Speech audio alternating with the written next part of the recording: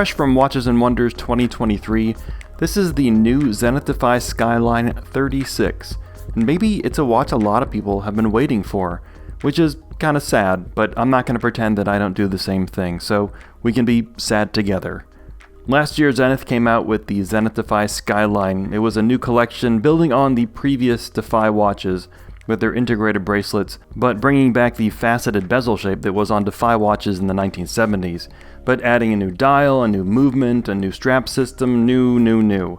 And in this video on the 41mm Defy Skyline, I said, because of the integrated bracelet and the shape of the case, this watch looks and wears just a little larger than most round watches at 41mm.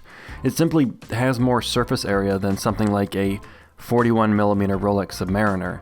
And that's usually the situation with integrated bracelet watches that have wide bracelets, which is why I was so happy to see this new Skyline announced at Watches and Wonders. That's a trade show, by the way, which is heavier on the watches than the wonders, unless it's like, I wonder why I'm into watches. So what we have here is mostly a 41mm Defy Skyline that got left in the dryer too long and shrunk down. There are some differences though besides the size, but the size is the biggest or the smallest deal here. As you may know, my wrist is 7 inches around, but I don't think a guy like me, who has a 7-inch wrist and is 6 feet tall and weighs 100 pounds, I don't think I'm the target audience for this watch. So I'm employing the help and the wrist of my wife, Mrs. Terrific. The secret is, when we got married, I took her name because she was terrific long before me.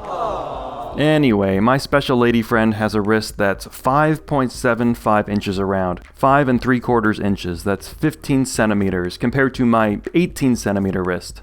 There are a bunch of variations of the Skyline 36, dial colors, and even diamond bezels. With the diamonds, this watch costs $12,000. Without the diamonds, like this one here, it's $8,500. Now that's $500 cheaper than the 41mm Skyline. As for dimensions, there's really no way to know how wide this watch is. It's impossible to tell. Great mystery. But it is 10.2 millimeters thick. And as for the length, it's 41 millimeters long, but that's not a very useful value in a watch like this. Better to just see how it looks on different wrists. Again, 5 3/4 inches, 7 inches. The Skyline has 100 meters of water resistance, and it comes with both a bracelet and a matching rubber strap with a butterfly deployant clasp. Since it's the size that counts, let's talk about the size first, and then you can skip the rest of the video where my wife shares a secret about me. I think this is too small on my wrist. If someone likes the look, go for it. The bracelet and the strap are actually long enough, which is not the case with the current 37mm Royal Oak. I've tried.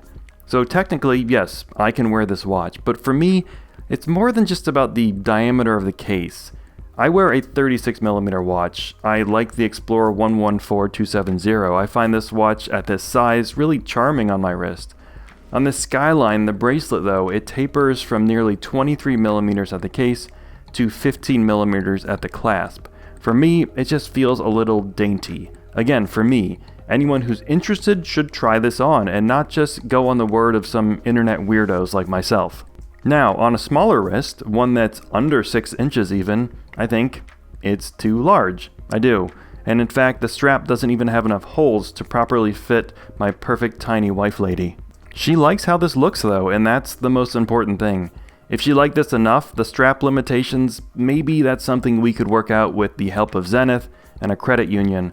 But I just think it's too much on her wrist, especially with an integrated bracelet system, how the bracelet and the strap kind of flare out on a design like this. This is the Skyline 36 on my wife's 5 3/4 inch wrist, and this is a 36mm 2004 Rolex Explorer on her wrist. It's interesting to see how these two look. So my recommendation as an official internet weirdo is that this watch would be best for wrists between 6 and 7 inches around.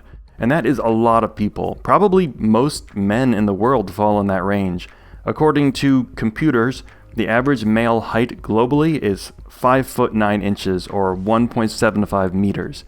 And the dudes that I know who are around that height definitely have wrist sizes in the 6s. Which is to say, even though I think this is too small on me and too large on Mrs. Terrific, there's a huge market for this size. And for all you averagely sized people, I think you'll enjoy having both the strap and the bracelet. They both have their benefits. The bracelet just looks right. A watch like this, the design is all about the bracelet. This is how it's supposed to look. But I also know how fun it can be to change things up, and Zenith makes that pretty easy. The watch uses a quick change strap system. There are buttons under the case, and those release the strap or bracelet, no tools needed. But that's in confusing contrast to the bracelet links. Even I can't remove those with my large and very capable hands. Both ends of the screws have to be turned at the same time. That's not a great description, but just know that you probably can't add or remove links yourself at home. And the same is true for the 41mm Skyline.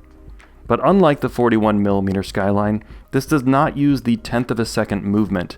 The large watch uses a movement where the seconds hand makes a full rotation every 10 seconds, and it ticks every 1/10 of a second. Why? Because that's why. The 36mm Skyline has a much more traditional layout and movement. A center seconds hand with the caliber 670 that beats at 4 Hz, not 5 Hz. It has 50 hours of power reserve and is cleanly finished. I wouldn't call it fancy, but it looks good.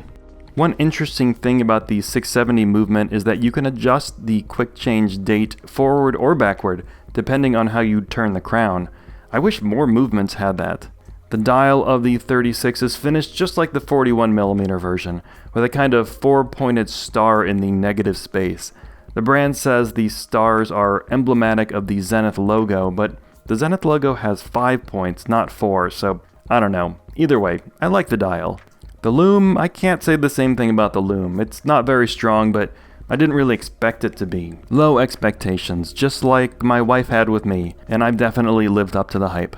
Overall, I'm happy to see Zenith release these watches. I think there's a market and a need, well, as much as there's a need for any mechanical watch. The 41mm Skyline is nice, but even on my 7-inch wrist, it's almost too big. And even though I think it's too small on me, there are many people in the world who are not me. Maybe even most people are not me. I'd say if you like how this watch looks, but 36 sounds too small to you, go try it on. You may find it feels more like a 38mm watch.